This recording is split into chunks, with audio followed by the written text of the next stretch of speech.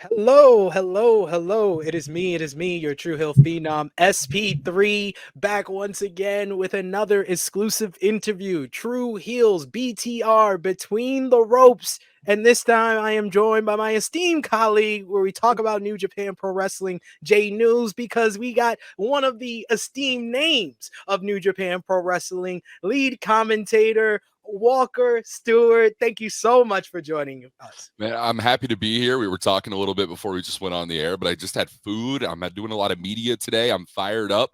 I was fired up already talking about Wrestle Kingdom with a couple of other places, but I got to eat the food and then I got to think about Wrestle Kingdom a little bit more, and I haven't talked about it in like an hour, so I got to get this energy out somehow.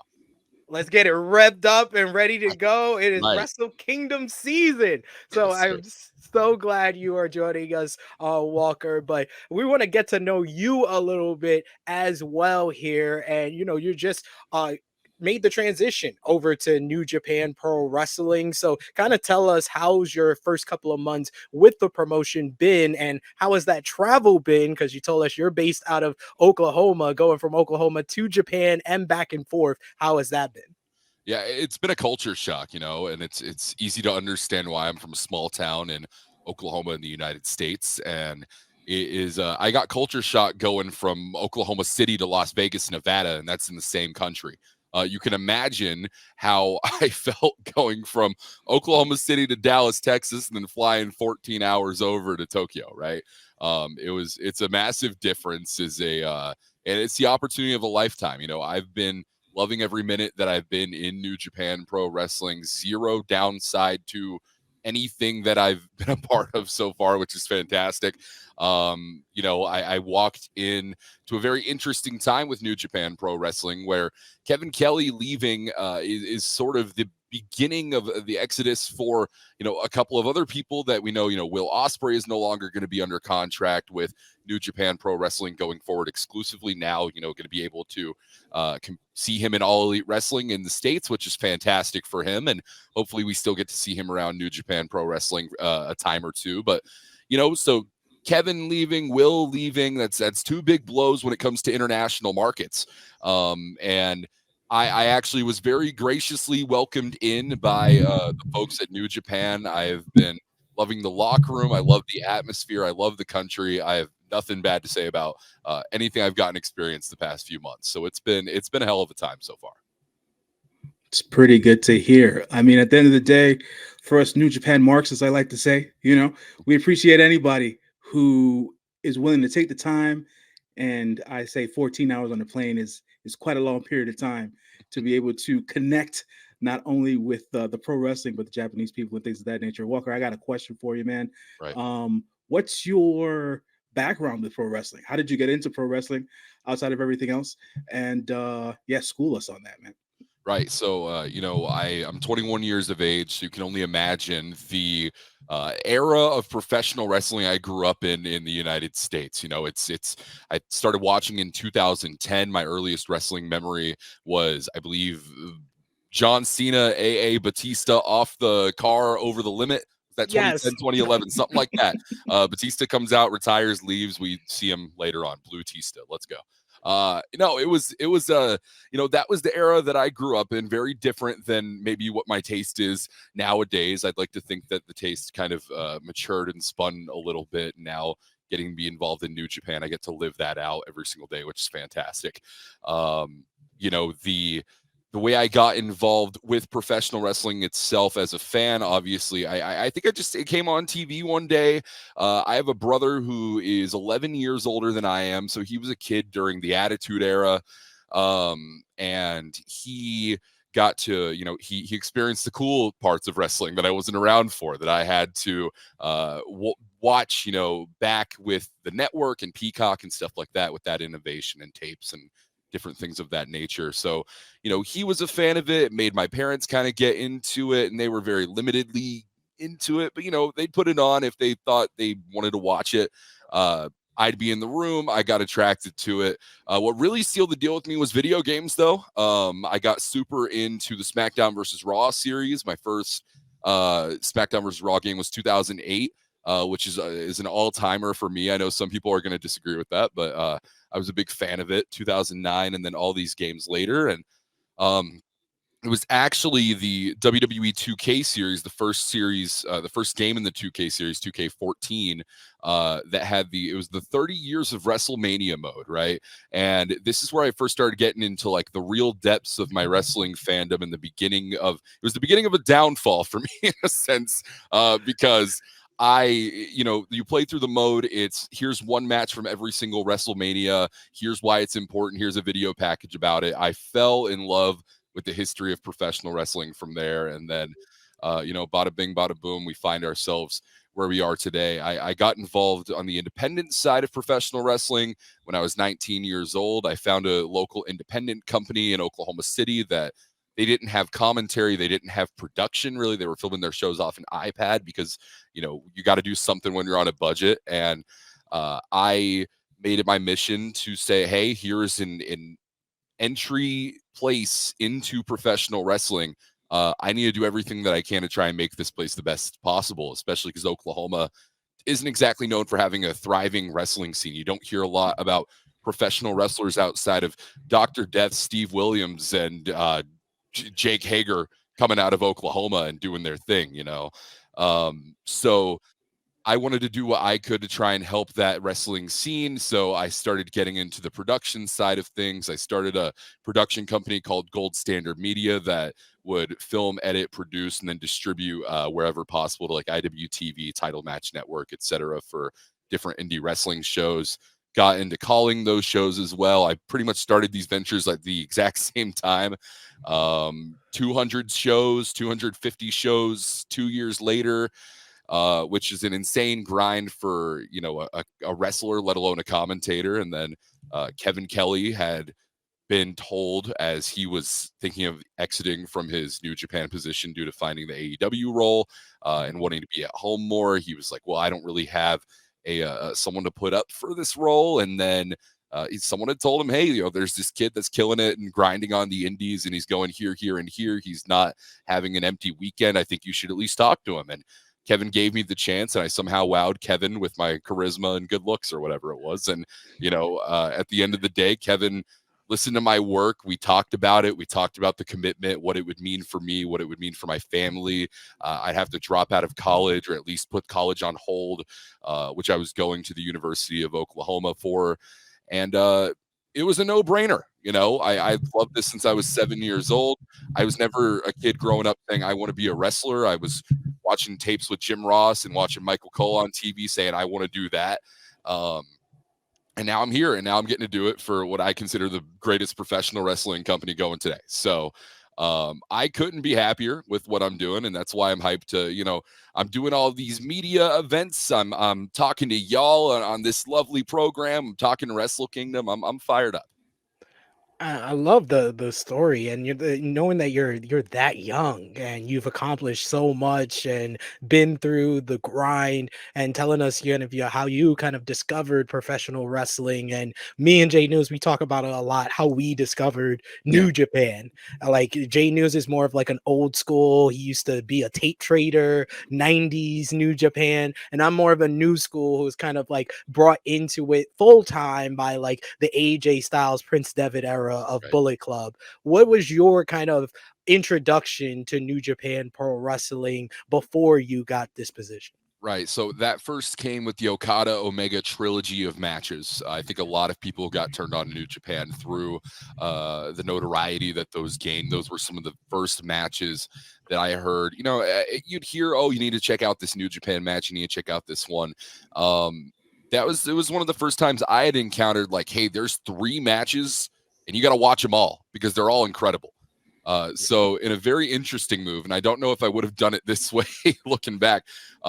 First time I ever watched them, I just watched them all in a row in like in a few hours. So, it was overwhelming, and it was a bit of an overload, but I remember I really loved it. But it was a matter of, gosh, I was probably 16, 17, not a dollar to my name because I'm going to school, and I was doing all these extracurriculars, trying to pad the college resume, so I wasn't working. And then also it was just kind of hard to follow a product that is I couldn't watch it live pretty much ever because you know, I'm in high school. I gotta go to sleep by the time that the show's even coming on. It comes on 3:30, 4:30 a.m. Central Standard Time, you know. So Yeah.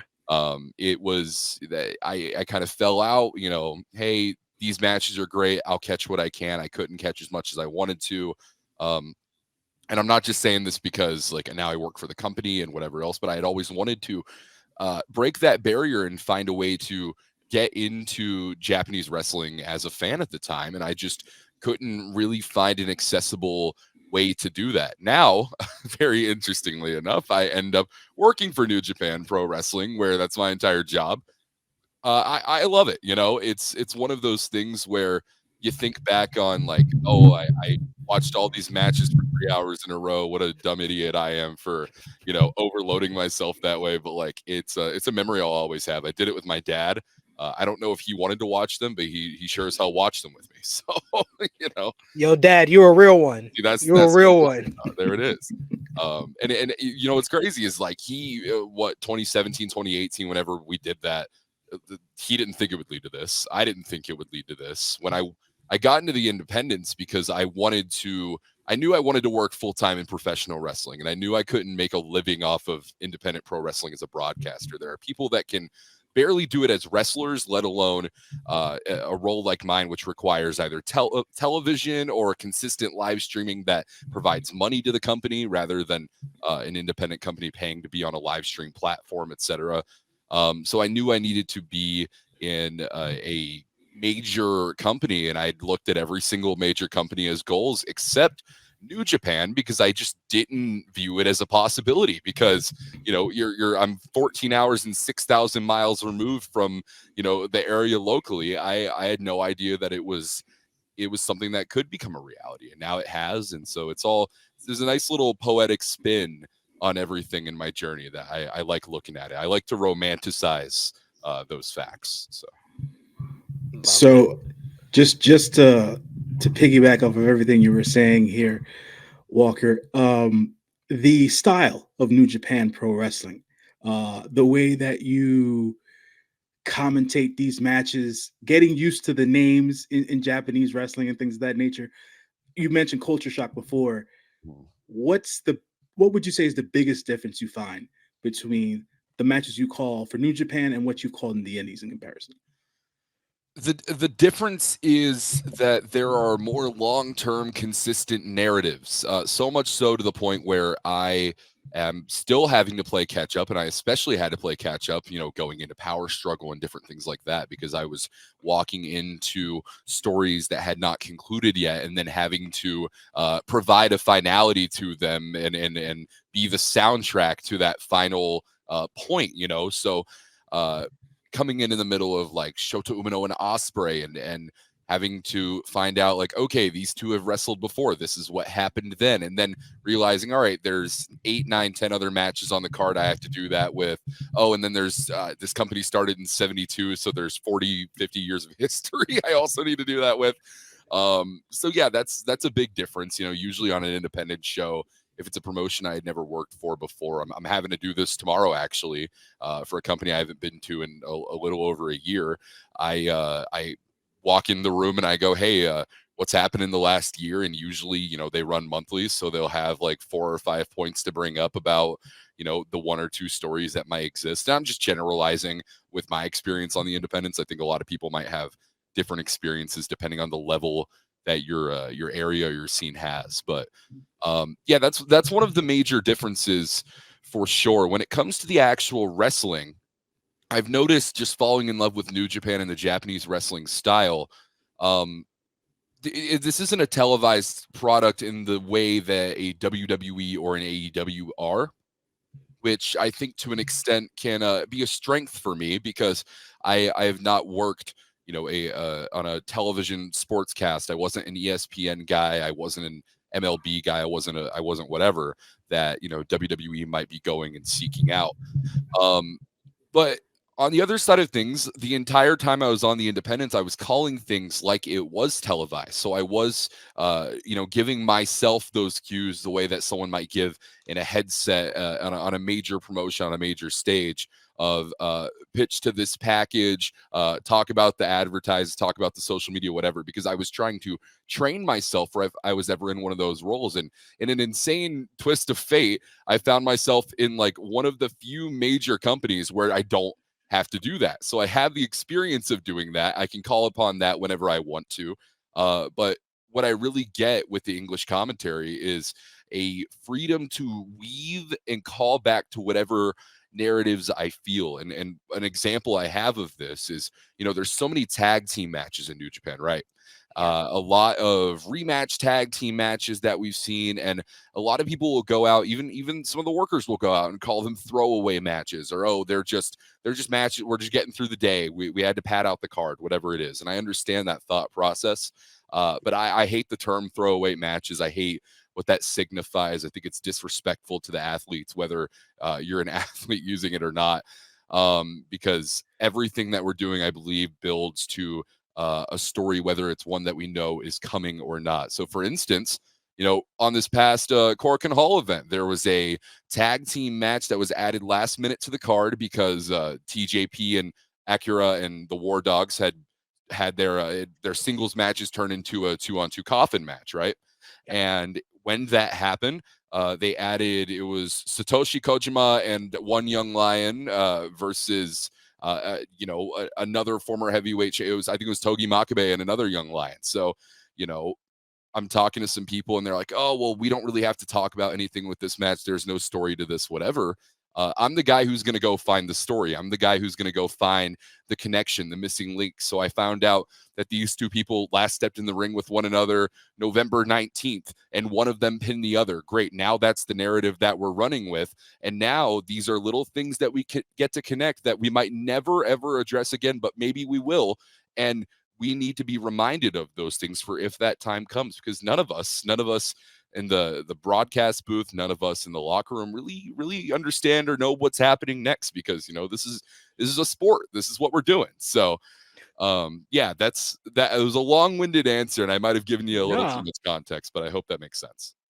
Nah, that definitely, it kind of made me understand a lot more, a lot clearer. And you kind of brought up Kevin Kelly earlier, and Kevin Kelly helping you with the transition, taking his former role in New Japan Pro Wrestling, and kind of treating you like a protege of his, taking that role for him. How do you kind of feel, kind of following the legacy that Kevin Kelly leaves behind as an English commentator for New Japan Pro Wrestling? But not only that, being someone that he kind of worked with in preparing for the role, you are kind of in a very historic lineage of commentators, because JR did that for Kevin Kelly, Gordon Right. Soley did that for JR, and now Yes. Kevin Kelly does it for you. Trust me, I've thought about this lineage and how far it traces back a lot more than maybe I should. And it's something I'm completely honored by. I'm a guy, as much as I talk about how I love my wrestling history, I'm also one to acknowledge it. And as you mentioned, that lineage is there. I heard it from everyone. I heard it from family members that knew nothing about pro wrestling, but felt that this was a huge thing for whatever reason. I heard it from people in the industry. I heard it from fans online. The phrase, "You have big shoes to fill," and that's true. And I absolutely did coming in, and I still am growing into those shoes a little bit, that I'd say, because I continue to find new points and new pieces of familiarity with the product. But yeah, I love Kevin to death. Kevin has provided me with the one thing that I really thought I was about to chase for the next 20 years and then maybe luck out on. And I lucked out about 20 years earlier than I expected to. Luckily, I had been doing the training and the work to prepare to do the job as efficiently as I can now that I have it. Kevin, he's been super influential with not only part of the way, he hasn't even affected really the way that I call wrestling, because he never tried to change that about me. He never tried to change what I was doing from the independents. Maybe there were some phrasing things that he worked on with me. I'll never forget him calling me randomly at what was probably 1 a.m. for me and 2 a.m. for him, going, hey, pull up the latest New Japan card. I need to see if you can pronounce these names because I know a lot of people are concerned about that going in. I think I've done a solid job there. So yeah, there was definitely some training being done, and that's something that Kevin didn't have to do. And a lot of people have a lot of opinions about Kevin Kelly, but mine forever is going to be that he is one of the most selfless people that I've ever interacted with in pro wrestling, even if he won't consider himself such, because he didn't need to recommend me for the position anyway. He could have stayed on contract with New Japan and just kept collecting the money and doing stuff in post-production if he truly wanted to. I'm sure he could have found a way to make that happen for himself, but he felt not only was it not fair for New Japan Pro Wrestling fans who deserved consistent live English coverage, but he was also able to create a new legacy going forward for someone else that he felt deserved it. And not only that, but he didn't have to work with me on anything if he didn't want to. He could have thrown me to the wolves and leave me out there to die if I happened to do so. And luckily for me, he was willing to and continues to be there for if I have questions, if I have a problem that I'm dealing with. Truly like a mentorship that I'm being mentored by a living legend in the wrestling broadcast space. And at 21 years old, I mean, how much more could you possibly ask for, along with the position that I found myself in? I'm not taking any of it lightly. So Good. That's awesome to hear, man. That's awesome to hear. Walker, I gotta ask, man. I gotta ask. People always want to know where the voice came from. How did it all begin for you? When did you first hear it? Did you hear it? And have you gotten any sort of like commentary feedback on the socials about your voice and how it started to either appeal or not appeal to fans? I guess read a tweet the other day that caught me completely by surprise. Someone called me sexy Don Callis, and I know, and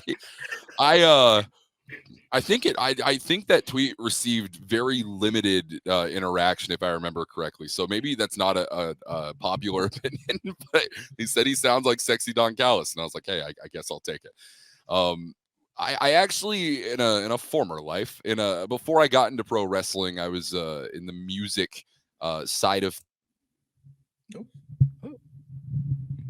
Oh, make his camera. He disconnected. I'll pause it. Okay, it happened. We can edit around it. We're fine. Exactly. No, I guess I'll get back on the point. Yeah, so before I got involved in pro wrestling, and even a little bit while I was involved in pro wrestling, I was doing music, but it wasn't, producing, or it wasn't like I played guitar or something. I was an opera guy. I did choir all throughout high school. I wanted to be a music teacher and a vocal performer in the opera scene, which, if you really think about it, is kind of funny considering there is actually a good amount of overlap between pro wrestling and opera if you're talking about the theatrical side of things. Yeah, and the travel. Right, and the travel, and having to represent yourself and be essentially your own agent, because most 99% of people on the independent scene don't have agents in professional wrestling, right? But I was in high school. I was doing choir. A lot of people were like, "Oh, your voice, your voice, your voice." I always had a deep voice throughout. I think I remember like middle school being in choir and being like the only bass and a bunch of like the only dude who might have even touched puberty by the time like anyone instead of anyone else. So I'm the only bass in the section. Like, oh God, here I am. But I remember knowing that there was a voice there. Doing music and I'd go to these contests that we had to prepare for where I do solo work, and it was opera work and stuff like that. I'm doing songs in Italian and German and French and all these different things because it was part of it was to pad the college resume. Part of it is because I genuinely loved and enjoyed doing it and really thought that was going to be the mission for me. I ended up going to college at the University of Oklahoma, majoring in vocal performance and music education. And then the music stuff started to slowly dwindle, where I said, maybe I don't need 2 music degrees. So I do performance and business. And then I'm like, I don't really know if I even like that. It was actually my voice teacher at the time was super against. I don't want to say he was super against. He'd kind of bury me doing indie wrestling because he said it took away from me doing the stuff with the music that I was missing weekends for and stuff like that for rehearsals. And I decided, hey, it's not fair for me to take up resources from the opera program and from the music department if there might be something else I really want to do way more. So I actually transitioned out of music into a film degree that I was pursuing and was this close to finishing before New Japan scooped me up. But a lot of people will say that I have a bit of a refined sound to my voice, and it's not.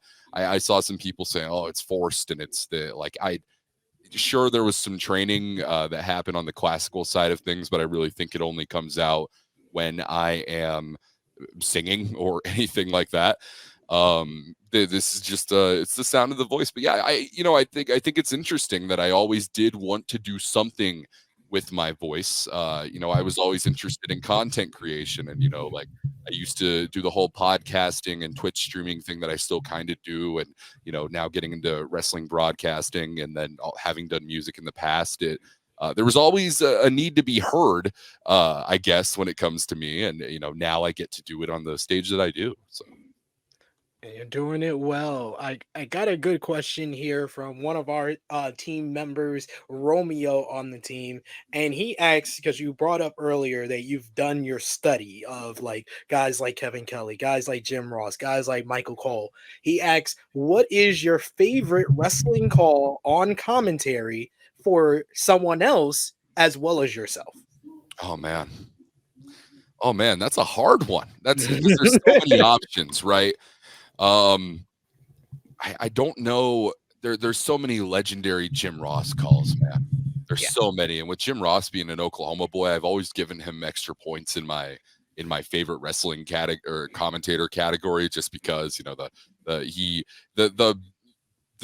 college that he loves is the college that I go to, the one that he loves, Boomer Sooner and all that. So I think there's a lot of just historic Jim Ross lines that you could just pick any of them out of a hat, and that would have to be the top ones for me. And there are some signature, Joey Styles, oh my God, and all that stuff.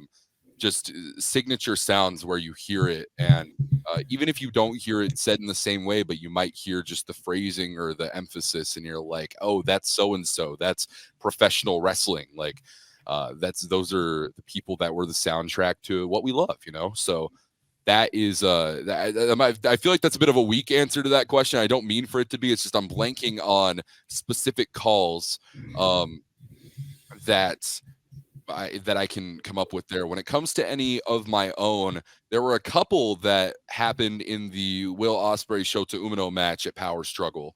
I'm sure there are going to be a couple more favorite lines that I've had in my time following Wrestle Kingdom 18.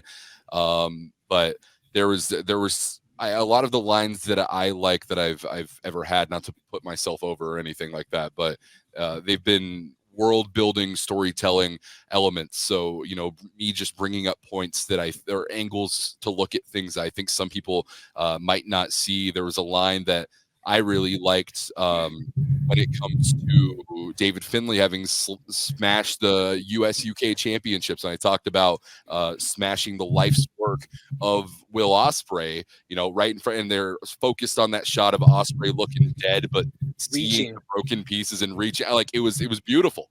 It was great. I liked the eye for an eye and an arm for an arm thing. And getting to be involved in that whole Bryan Danielson reveal at Power Struggle was like a top tier moment for me, for sure. And I think that I might be a little too young in my professional wrestling career for me to have like an all-timer favorite line of mine. I feel like, I don't force those. I don't force those moments, but if it's going to happen, if there's an all-timer one, it's yet to come, I feel. So it's a good way to think about it. It's definitely a good way to think about it. And one thing, Walker, that I've learned being a wrestling fan and doing this wrestling podcast thing, put yourself over every chance you get, brother. There's no one else who's going to do it any better. Right. I learned that quick. So to get to Wrestle Kingdom 18. This is going to be your first Wrestle Kingdom at the Tokyo Dome, if I'm not mistaken. Mm-hmm. What are the feels? How is your mental like right now? Tell me how you're preparing for Wrestle Kingdom. In terms of preparation, I have well over 100 notes in a Google Doc. Will all of that be said? Absolutely not. Will I have it all in the chamber? Absolutely.